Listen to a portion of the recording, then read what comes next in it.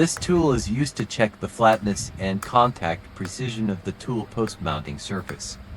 The platform's flatness meets the precision grade of 3.0, with a deviation of less than 0.5 microns between the highest and lowest points across the entire surface.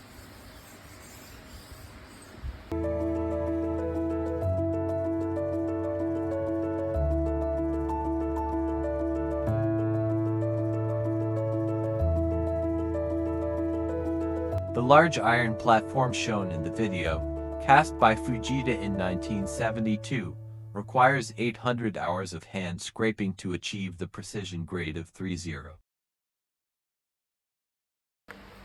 Additionally, the surface achieves 30% to 40% contact with evenly distributed bearing points.